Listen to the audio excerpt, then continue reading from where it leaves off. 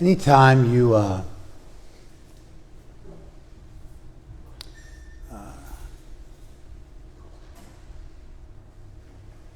anytime you look at a systematic philosophy of life that it attempts to account for the world,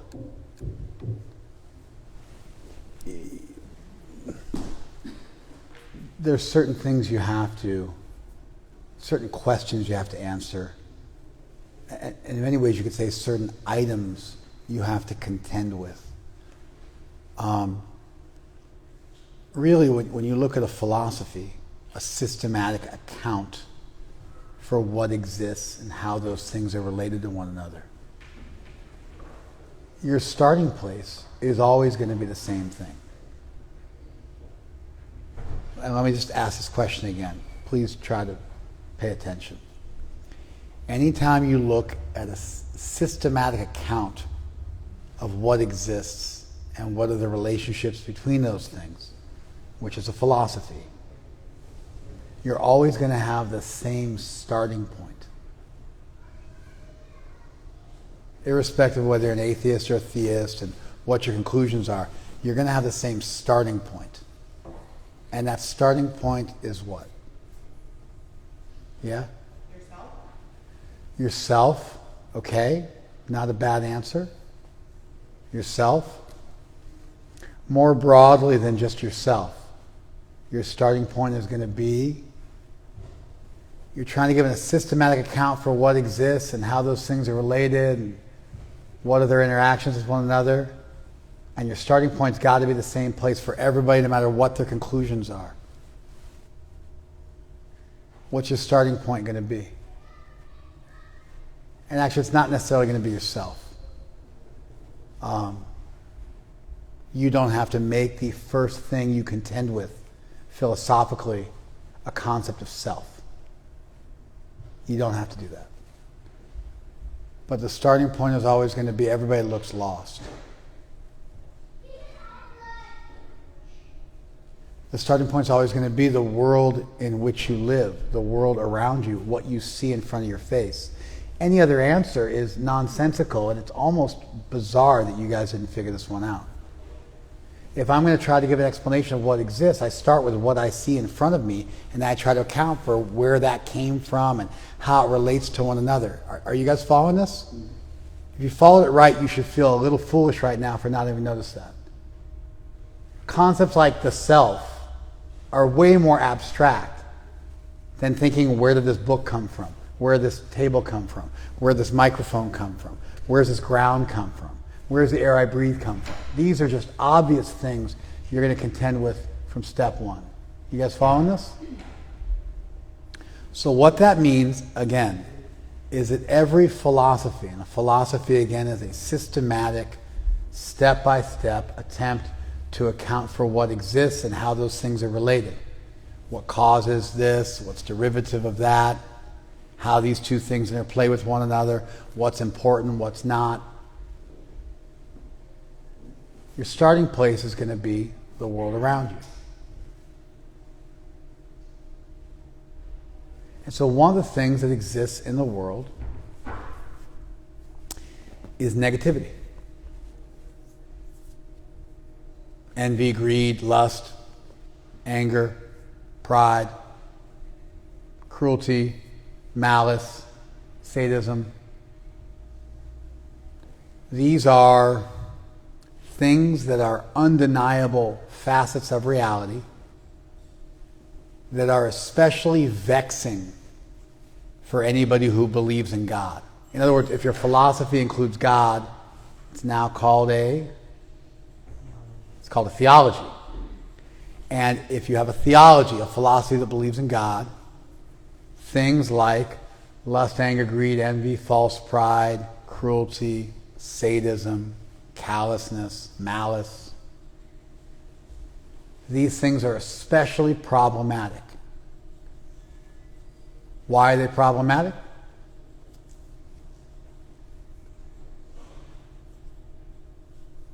Why are they problematic for someone who believes? I see you. Why are they problematic for someone who believes in God? More so than any other philosophy in the world. Austin, can you think about it? Because it turns them away from what? You say it turns them away. I have no idea. It turns away from what? It turns away from that painting? Turns away from this light? I have no idea what you're talking about. It turns away from what they believe. And the next question is what? What's my next question for you?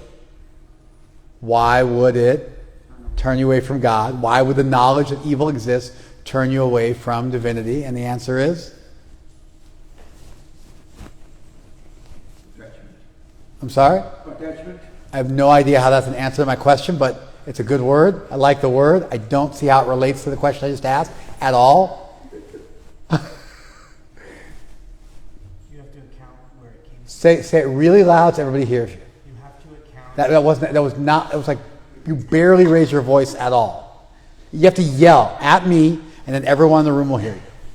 You need to account for where it came from. For where what came from? Negativity. So negativity exists. Remember, a philosophy's attempt to talk about what exists, and these things exist. Now you have to explain where those things, negativity, lust, anger, greed, envy, malice, etc., where it came from, and why is that especially problematic for the theist? Because the theist believes everything came from God. Because the theist believes that everything came from God.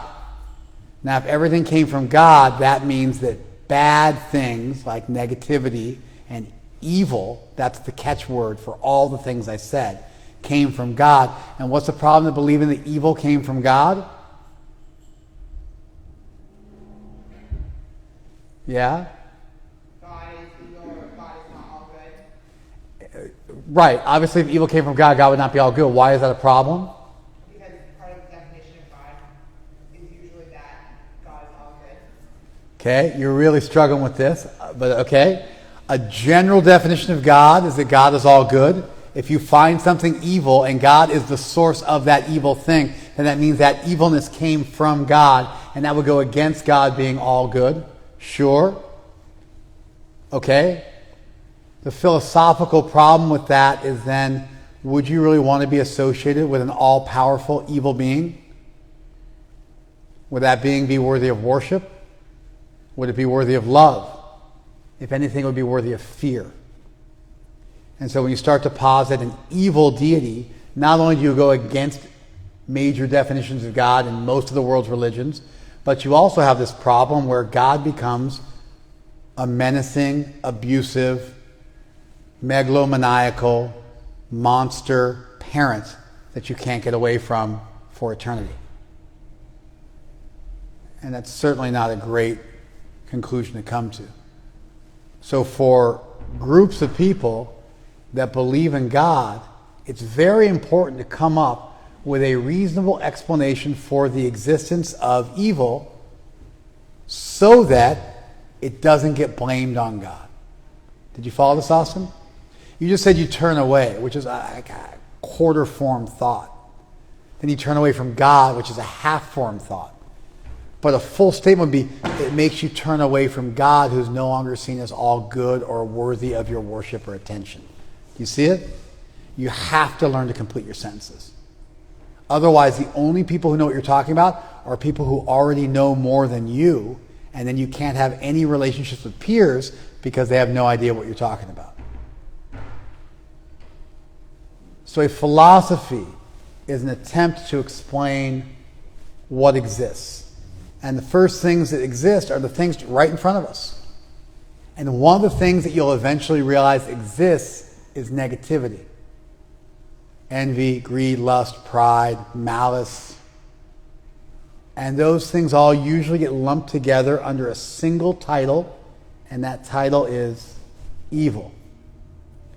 And now a theology has an especially big problem with evil because you have to explain how evil came from a God which is usually thought of as all good and all powerful and needs to be thought of as all good and all powerful if you want to surrender to God, go back to heaven, love God, etc. Be devoted to God and not merely be afraid of God like some incredible supervillain. who's ever present. Usually you have a comic book, you have a villain and you have a hero. God would be the ultimate supervillain if God was evil, with no contender, with no one to challenge him. It would make for an awful world to live in. And so a typical solution for this problem is to postulate, to theorize that there exists a what? Yes? A devil. A source of all bad things, so that God is not responsible for all the bad stuff that exists in the world. The problem with that obvious solution, it's an easy solution, it's an attractive solution. You say, okay, all the bad stuff is the devil's fault. I remember Will Smith, maybe a year ago or 6 months ago, I can't remember, maybe it's been a year now, he slapped Chris Rock, who was announcing the Oscars, I believe. And then he slapped him for making a joke about his wife having a shaved head. And on national TV, committed assault. And somehow got away with it because Chris Rock decided not to press charges. Are you guys aware of this recent event? Yeah. So then Denzel Washington, who was a very, very extremely famous actor, who's also seen as a philosopher. He's also seen as a philosopher. He makes various Deepak Chopra-esque statements in front of the camera. And he's quite popular. He said that to Will Smith, he was preaching to Will Smith, he said, the devil comes for you when you're at your peak. When you're about to get your Oscar, the devil's going to come for you. You got to be careful. In other words, he blamed Will Smith's violent outburst on the devil.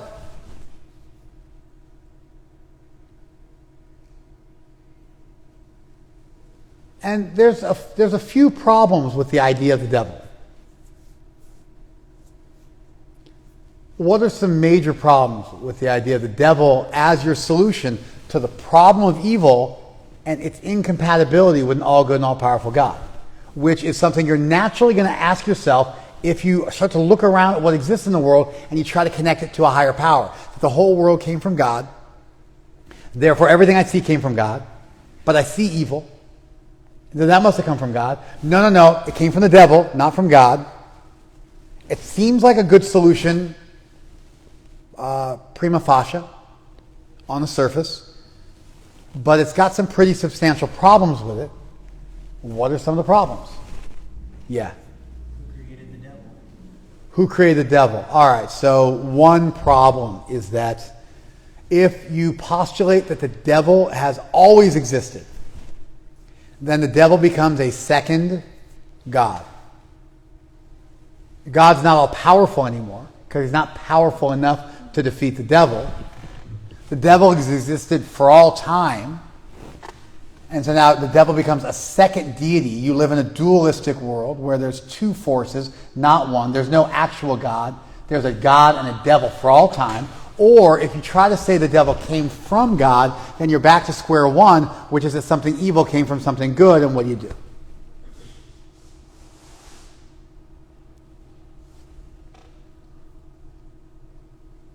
you follow that?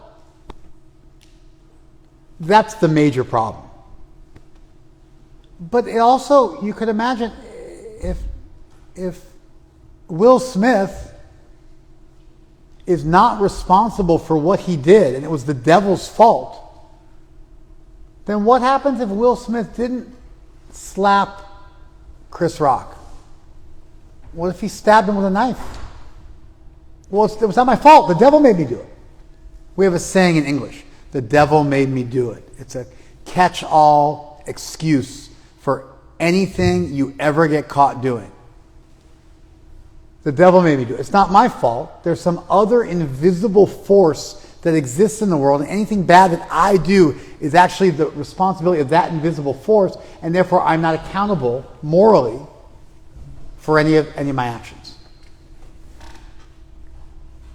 It's an incredibly disempowering worldview. It also disintegrates civilization. It disintegrates any system of justice. And it's honestly insane. The lack of responsibility that creates for all of society. Rape, murder, cheating, lying, thieving, all of it. Oh, the devil did that. It wasn't me.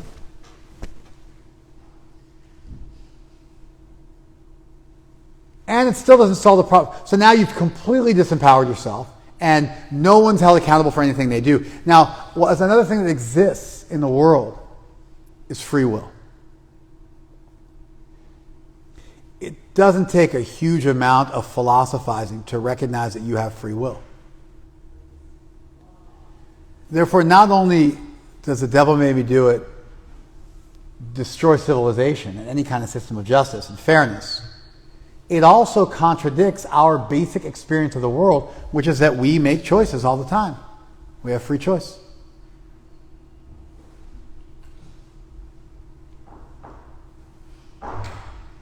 And so it also fails from the point of view of it doesn't really seem to make sense based on our experience of the world, where we have executive function, we can choose to control our passions, we can choose to do the right thing, we have the ability to think about what's right and what's wrong and weigh different options. We have the ability to sacrifice, to be selfless, to work for a greater good. And so the idea that the devil made me do it completely ignores a pretty major feature of reality, namely that we have free will and we experience it on the daily, practically at every moment.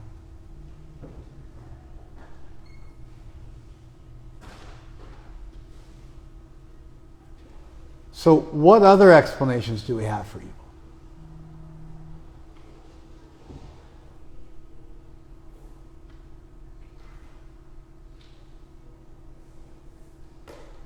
The basic explanation of evil that works is that evil is the misuse of our free will.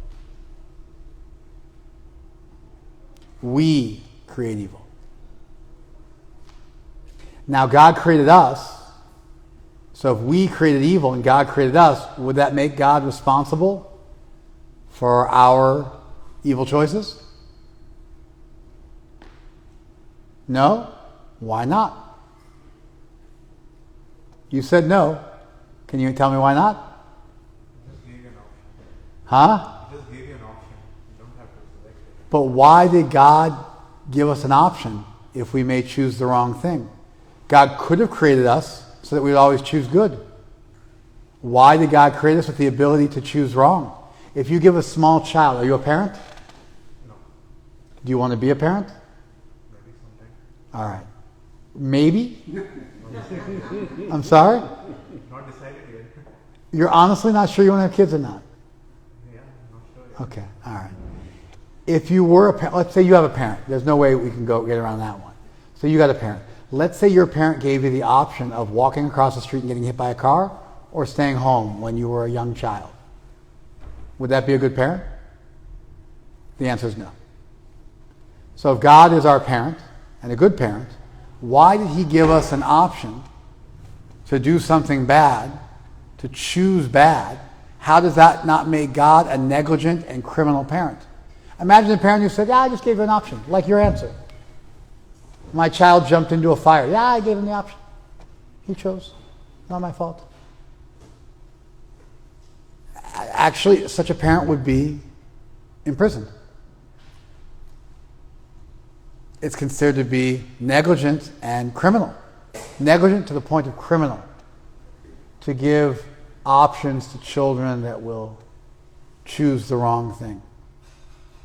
Choose when they go to bed. Choose what they eat for dinner. We don't even give them the choice of choosing what they eat for dinner. Or what time they go to bed, or whether they go to school or not. So how is it that God, as a good parent, gave us the ability to choose evil and commit rape and murder and do awful things in this world? How is that not indicating that God is bad? What do you say? Kishore?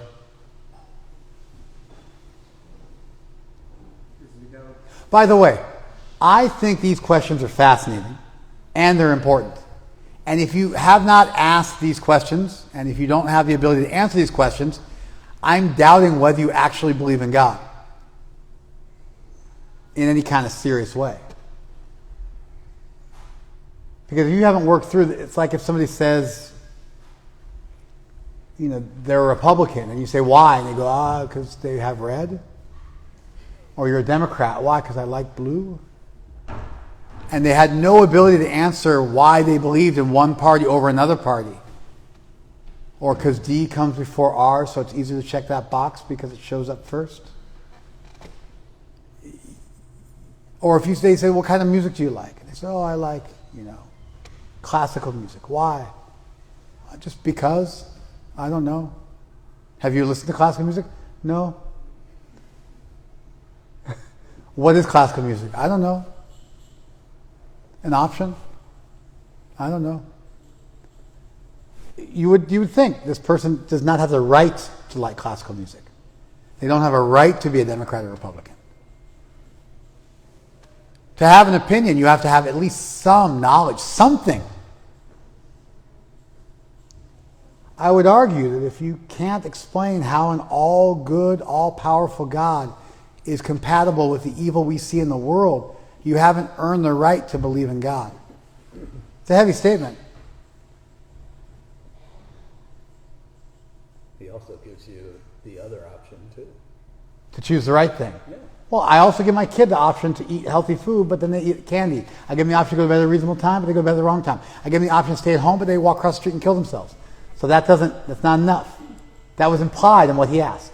That doesn't escape it. Yes? God also accompanies us, not just gives to you, becomes part of everything. Let's run with that.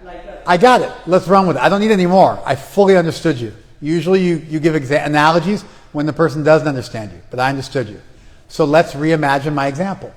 God gives you the ability, or your parent gives you the ability to walk across the street and get hit by a car and kill yourself, and they'll walk alongside you and allow you to kill yourself. And that makes them better.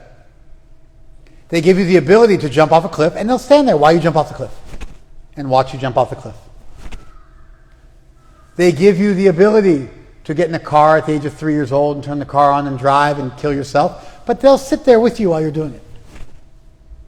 Does that make them better? Then it actually makes them worse, doesn't it? So your answer helps my case. It works against you. Because as we think through what your answer would indicate, things get worse. You now have a God who lets you torture yourself and torture others, and then stands there and watches and does nothing about it. It's even worse. It's one thing to give the defense, I didn't know that was going on, but to be, I was right there and I didn't do anything, that makes you even worse.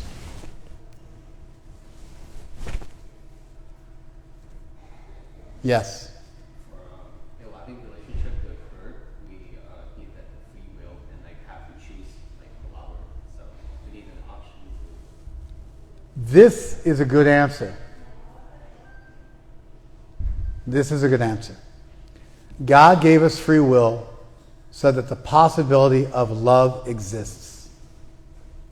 Is a universe with the possibility of love better than a universe without the possibility of love?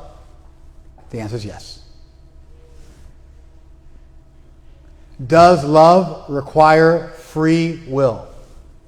The answer is yes. Could God create a universe where we had the potential to love, but we did not also have the potential to hate? The answer is no. Therefore, an all-powerful God could create the best world. An all-good God would want to create the best world, and the best world has living entities with free will in it.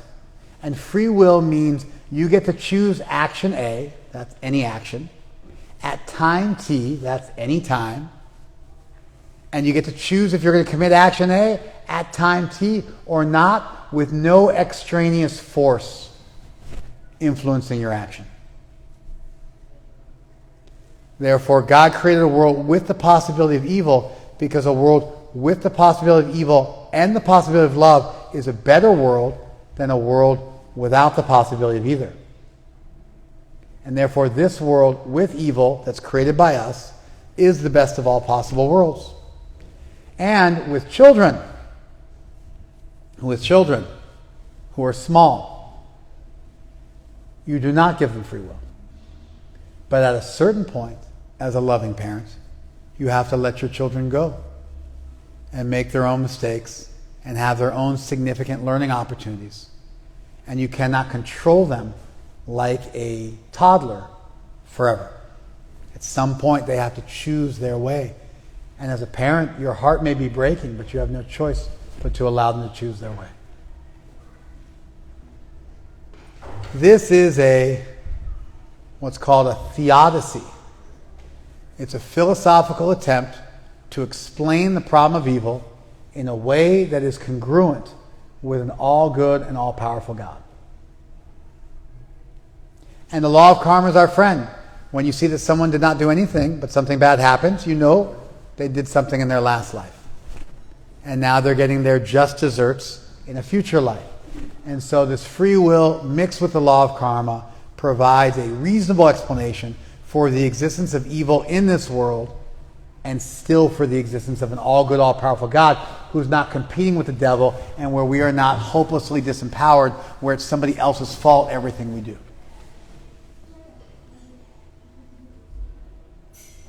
The Gita has an interesting explanation for the problem of evil, which I thought we would survey. I thought we would look at that today. But before we did that, I wanted to do what I just did with you, which was look at the basics of any philosophy. That any philosophy is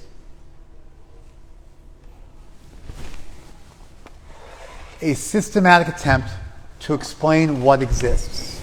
And when you want to figure out what exists, the first thing you do when you want to figure out what exists is you look around you. Automatically. You look around you and you see what's out there. And if you look long enough, you'll see that negative stuff exists. And now you have to have an explanation for that negative stuff. You can call it survival of the fittest, but if you believe in God, you have to explain how it's congruent with a creator.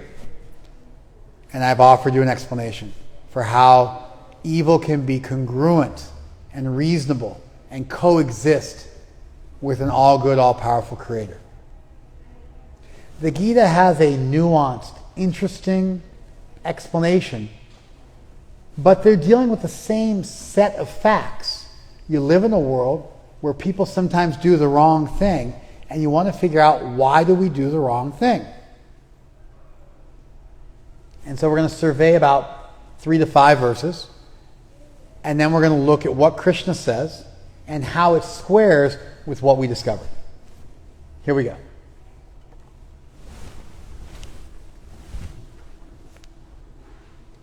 Arjuna says, Atakena prayukto yam papam charati purusha. Purusha charati papa. Kena, atakena prayukta. Atakena prayukta papa charati purusha. Kena means by what? Ata, that means now. By what now? Now by what? Therefore, from what? Prayukta papam. By what is it that we are enjoined to sin? Charati, and we do this. Purusha, a person does this. What is it that causes a person to do something which is wrong?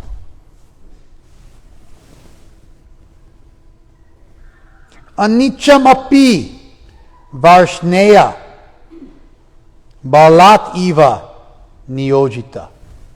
Anichamapi, even against your will. What is it that makes you do the wrong thing even when you don't want to? Balat eva, as if you're being forced. It's interesting that Krishna does not say balat. He doesn't say by force. He says balat eva. Eva in Sanskrit is used for a simile. It means as if. As if by force. If you say as if by force, what are you saying? No. If you say as if by force, Rupanugaji, balat eva, what are you saying?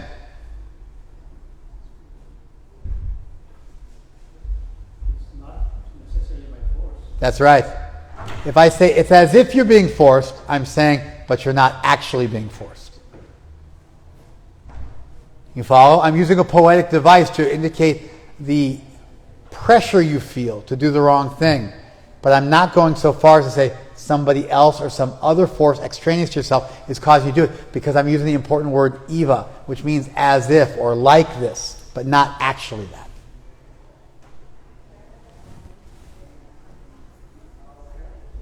Balat eva niyojita, as if engaged by force.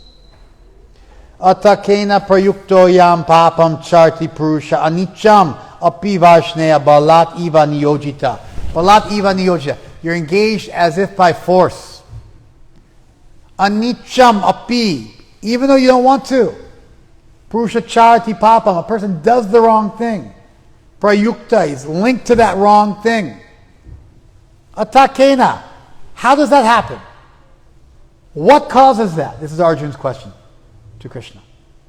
Arjuna does not want to fight in the war. Krishna's telling him he should, and Arjuna has this intense feeling he doesn't want to, and he eventually puts his cards on the table and says to Krishna, what's making me not want to fight, even though you've argued that I should fight? Why is it I still don't want to do the right thing? I've accepted your argument, but I still don't want to do the right thing. What is it in me that's making me not want to do the right thing? And Krishna answers.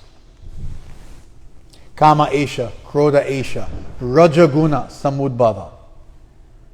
What is it? Kama esha, krodha esha, rajaguna samudbhava.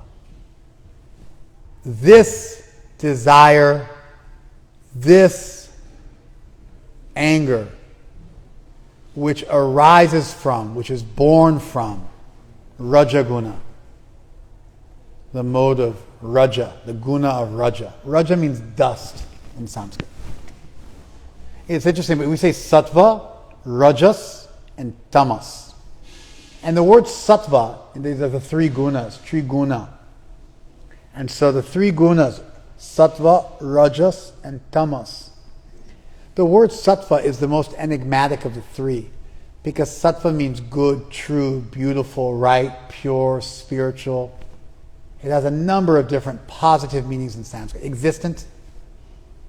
It has a number of positive meanings in Sanskrit. Sattva. So you got to choose.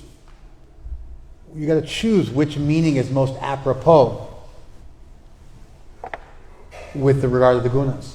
So the word sattva is used in a multivalent capacity in English, similar to how the word love is used in a variety of ways in the English language. You love a tofu burger. You love French fries. You also love your spouse. You also love God. You also love your children. You also love your job. You also love your car. You also love your clothes.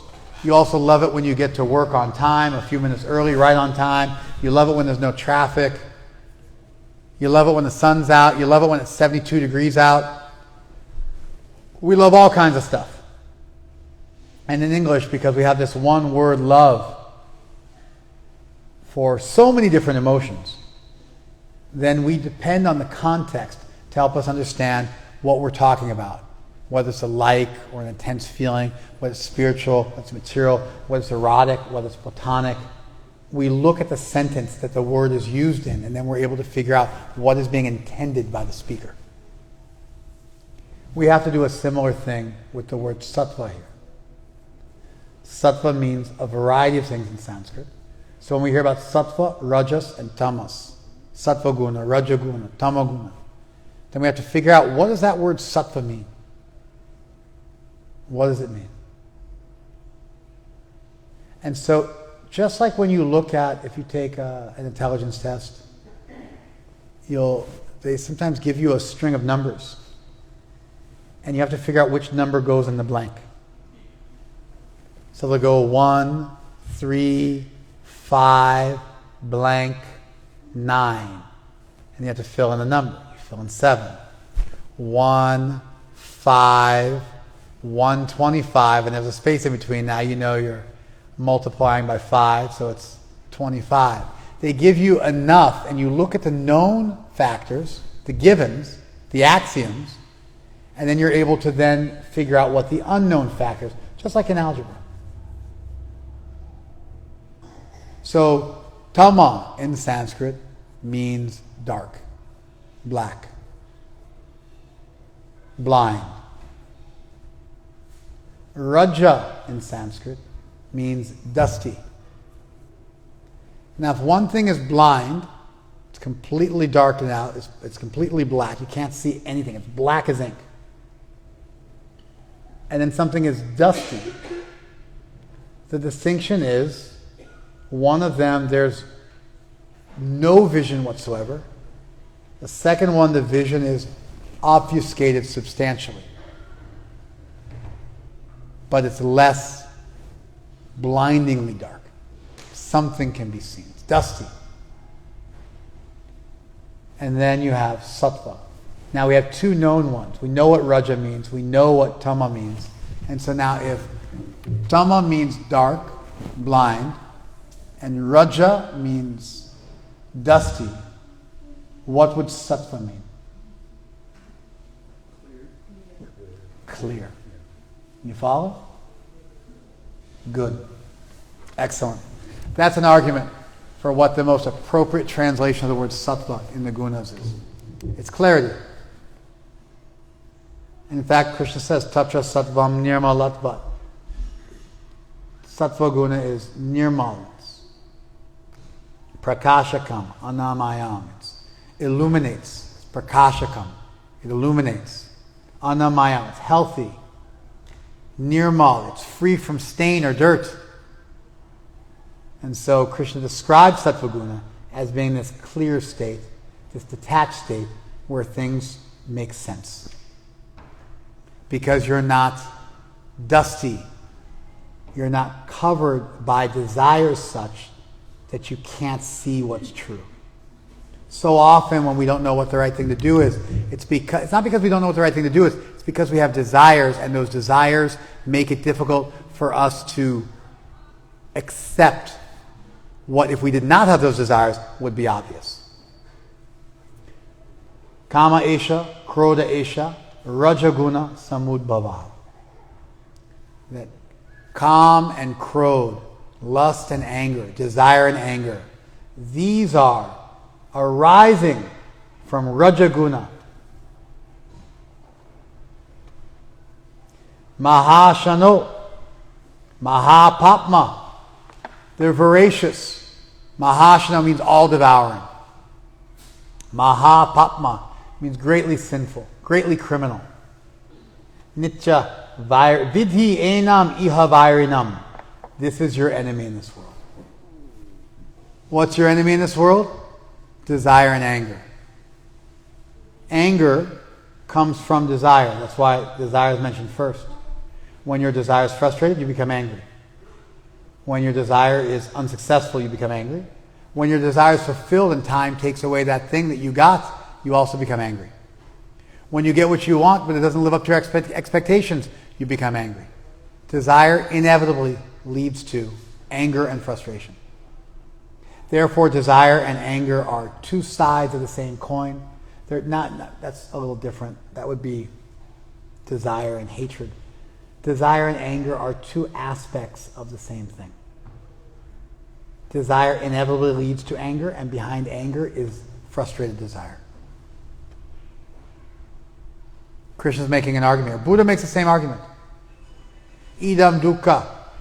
This is suffering. Idam dukkha samudbhava. Idam dukkha samudaya. This is the cause of suffering. What is the cause of suffering? Tanha, trishna, thirst, desire. Then idam dukkha nirodha. This is the end of suffering. What? The extinguishment of trishna or desire. Idam dukkha nirodha. Gamini Pratipad. This is the path to end suffering. And that's the Ashtanga Marg, the Eightfold Path, and those are the Four Noble Truths. Chatvari Satyani, the Four Truths of Buddhism, are about the same point, that desire is what causes you suffering. Krishna makes the same argument here, but he adds in anger as an element. This is your enemy. Now, is it your enemy in the sense of it's extraneous to yourself? No. Krishna does not make that argument. It's interesting because Krishna gives you almost the same ability to hate lust. Like people hate the devil when you get baptized, you take a bath in Christianity, and then they sprinkle water on you when you're a child, and you have a godparent, they come, and you get baptized. And the baptism is a Jewish practice that goes back thousands of years, where they would bathe in a river. Very similar to how Hindus take bath in Ganga, or Yamuna, or at any tirtha, in any kund, you'll take bath, and the idea is that you extirpate your sin by taking bath in that sacred water.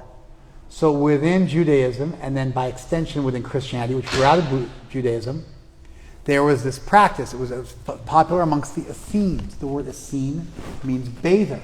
And they would go to a river and they would take baths. Jesus actually got baptized by John the Baptist. So he baptized Jesus. And it's recorded in all of the Gospels. Matthew, Mark, Luke, and John, all recorded. And there's a voice from the heavens, and he gets baptized. And the last one in the book of John, he's not baptized. He goes to get baptized, and the voice from heaven says he's already God, and then they don't bother baptizing him. So there's a little different variation in all the stories. But this baptism process, bathing and curing you from sins, what happens within Christianity is you have a godparent, a godfather, godmother, and they come and they cast out the devil, and they reject the devil on your behalf. And then they give you a purifying bath, and then you are a Christian. So there's this idea of you hate the sin, you hate the devil, you kick out the devil, you reject the devil. In Islam, when you do the Hajj, then you throw stones at the devil and you chase the devil. It's part of the Hajj. When you go to Mecca and you do the Hajj, there's a few things you have to do while you're there. You have to walk to certain places and go to certain tirthas. You have to sacrifice a goat. There's different things you have to do to properly do the Hajj. And so one of them is you have to throw rocks at the devil, cast out the devil. So you get some of that same feeling here. This is your enemy. But there was a cartoon in the 40s in the US called Pogo. In the cartoon, there's a famous statement by this cartoon figure Pogo, who was cynical and ironic. He said, "We have met the enemy, and..." Can anybody finish the sentence? "We have met the enemy, and..." It is us. We've met the enemy, and he is us, and it is us. So there's this idea that you may hate the sin, but you're not blaming some person extraneous to yourself. It's actually you. And so you are trying to get rid of that part of you that is exploitative, that part of you that is intoxicated by desire, that part of you that does not do the right thing. And so it's interesting, you get all the same benefit of hating the devil with none of the philosophical incongruencies that we pointed out exist if you have a theology that postulates the devil, that posits the devil. You follow this? And then Krishna gives us some food for thought. Dumena avriyate vahni. Dumena avriyate vahni yata. Just as fire is covered by smoke. Adarsha malena cha. Just as a mirror is covered by dust. Yatta ulbeina avrita garbas. Just as an embryo is covered by the womb. Tatatena idam avritam. In this way, we are covered by various types of desire. And so Krishna gives us 3 things to meditate on, to think about. That if fire is covered by smoke, you can still use the fire. It's disruptive, but you can still use the fire to cook. It still works. But then when a mirror is covered by dust, it's useless. You can still see the mirror. You can see the dust. You know it needs to be cleaned. But then when an embryo is covered by the womb, you cannot make out, boy, girl, you don't know. Even when a woman's just pregnant, you can't even tell she's pregnant for some months. It's completely covered. And so in this way, you need to lessen the coverings of desire and how they obfuscate and opaque and make it difficult for you to clearly see what your duty is for you to do the right thing. And then the final verse we'll consider. Avritam jnanam etena jnanina nityavairina.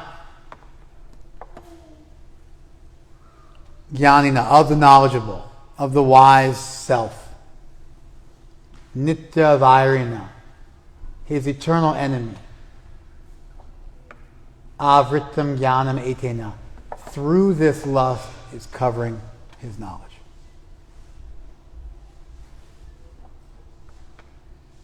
The wise living entity's pure consciousness becomes covered by his eternal enemy in the form of lust. Kama rupena kaunteya dusparena analena cha. In the form of desire, it's very difficult to approach, and it burns like fire. Analena, like fire. Dusparena, difficult to attack, difficult to overcome. And so Krishna again postulates this idea that lust, desire, really in our tradition occupies the same place. It occupies the same place that evil does in other traditions. We don't believe in an evil per se. We don't believe in a devil per se. But that doesn't mean we pretend that negativity doesn't exist. We just decide to think about negativity as being based on untethered, untamed, unregulated desire, wanton desire. And therefore the solution for the problem of evil is to tether yourself to some higher principle, some higher way of living, to some greater principle you live for, to some greater source of truth that then influences the decisions you make. We don't postulate a devil. We don't postulate evil. We don't postulate hell. None of those things are there in the Gita or the Vedic texts in general. But we do contend with the problem of wanton desire and the really bad stuff it creates in the world. And when we distill it down to what's happening in essence, is people's desire is unbridled. It's unregulated. And it's just running without limit. And that creates bad stuff. And so we spend a tremendous amount of time trying to increase our executive function, increase our ability to do the right thing even when it's not easy, increase our ability to see what the right thing is by following certain principles in our life, vegetarian, sober, celibate, etc. We chant japa every day. And in many ways, the reason we do these things every single day is so that we are not overwhelmed by negativity. We make these choices to increase our freedom, to increase our ability to do the right thing, to increase our ability to stand up to whatever obstacles are presented, whatever desires are presented. And ultimately, we blame ourselves. And so, what you've got here in the Gita, and this is the last point I want to make, it's doing the same thing that Christianity does, that Islam does. It's looking at the world, it's noticing what exists, it's trying to come up for an explanation of what exists that's congruent with believing in God. But we're not taking the low-hanging fruit of blaming the devil, because just around the corner there's a bunch of really serious problems philosophically with blaming the devil. It's a really dumb theory. It's surprisingly dumb. It's so childish. I have 6 children. When I would get one of my children in trouble for stealing or hitting their sibling or whatever, sometimes they would say to me, one of them in particular, Covey, he would always say when I got him in trouble, let's say for hitting his brother or his sister or stealing something, he would say, but so-and-so a month ago beat me at a game of basketball. Or but so-and-so a month ago said something mean to me. Or but so-and-so a month ago made some mistake. As if somehow or other that caused or justified his behavior. And he was, 3, 4 years old, so it was forgivable. But even at that age, I had to sit him down. And I had to say to him, just because he did something wrong months ago does not justify what you're doing wrong now. And then he would cry. As he was forced to logically accept responsibility for what he's done. I feel like Denzel Washington displayed less intelligence than my 3 or 4-year-old child when he tried to justify the assault that Will Smith engaged in, which is maybe forgivable, that's fine, by blaming the devil. As opposed to saying, hey, you need to work on yourself and your own executive function. And instead of saying you have to work on your ability to withstand the devil force you to do something, why not just take out that middleman and say, why don't you just work on your ability to control yourself? Why do we have to posit a blind watchmaker? A ghost in the machine? If you're anyway going to have to develop your executive function to resist the devil who's tempting you to do bad things, why not just resist the temptations which are within you to do the wrong thing? Why take no responsibility when actually you are taking responsibility because anyway you have to increase your ability to withstand negative forces. You get nothing from it.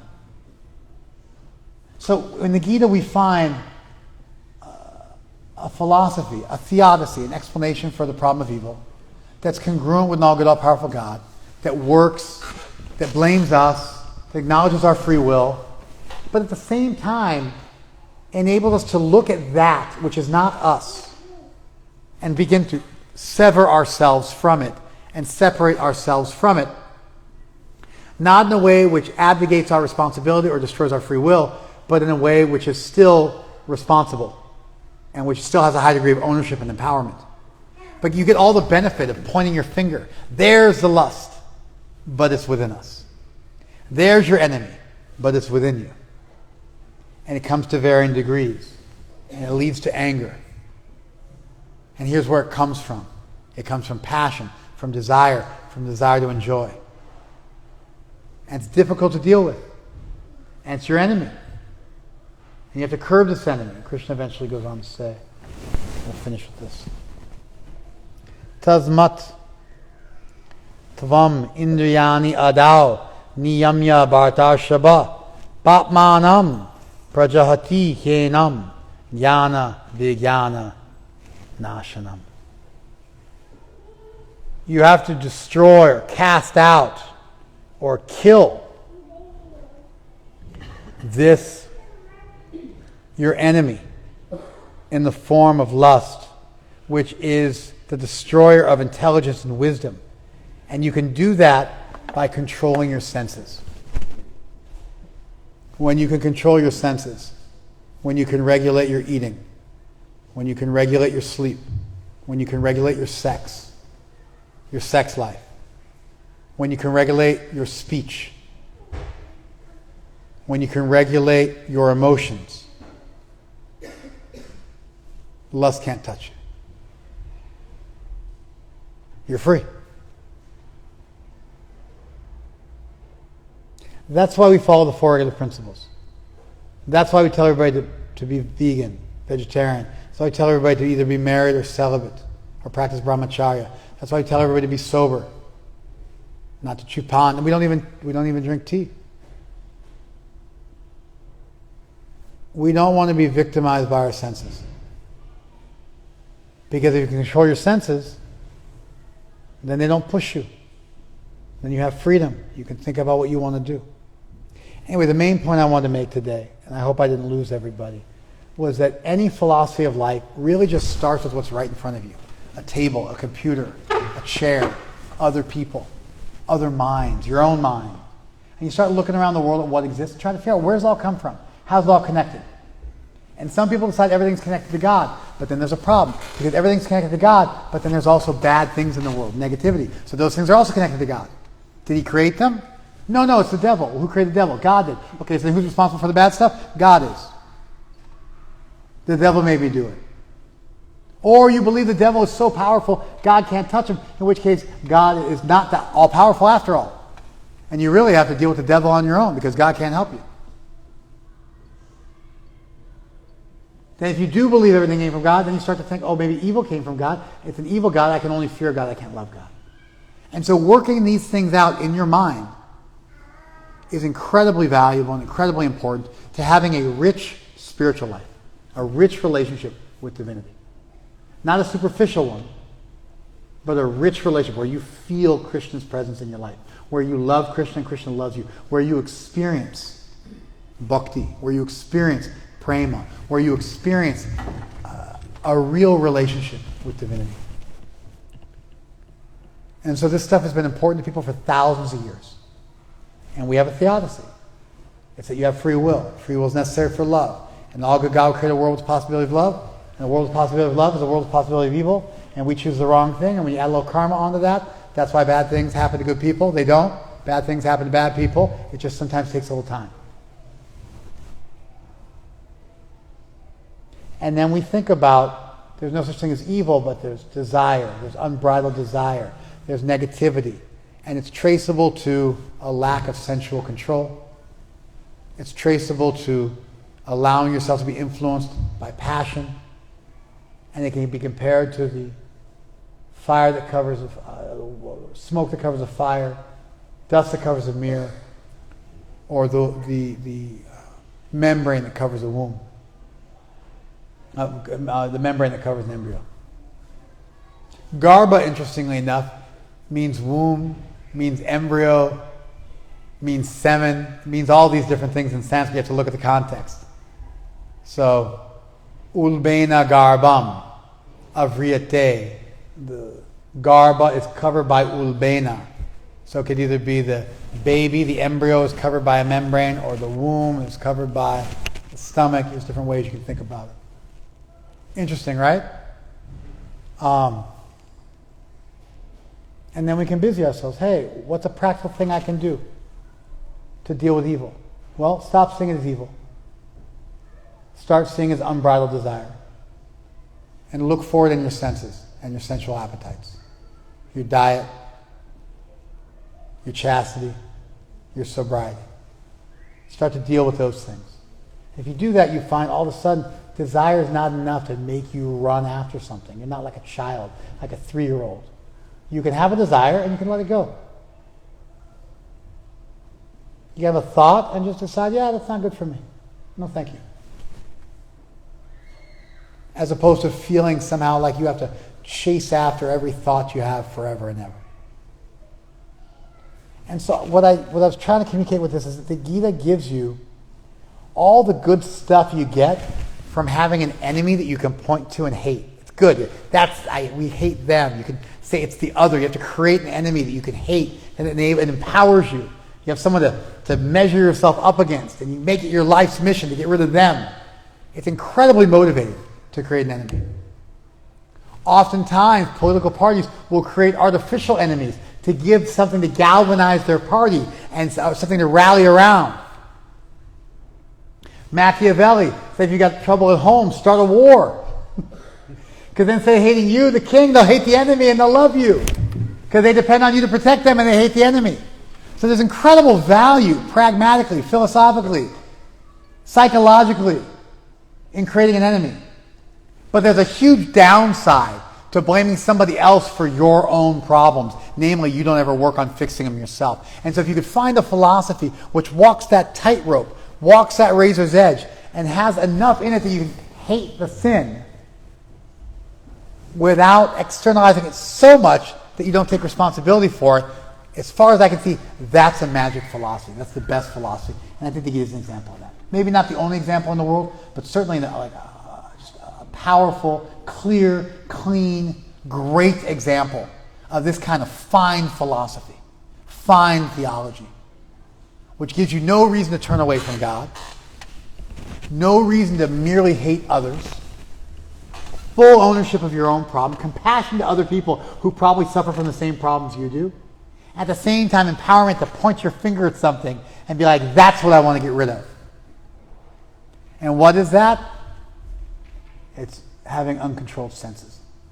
Because the moment you can control your senses, the moment you control your speech, your tongue, what you eat and what you speak, your belly, how much you eat, and your genitals. The moment you can control these things, you're good. You're no longer controlled by lust. It no longer has ownership over you. You've loosened the knots enough where you have freedom to move in this world. Thank you very much. Let's do some kirtan. Hare Krishna.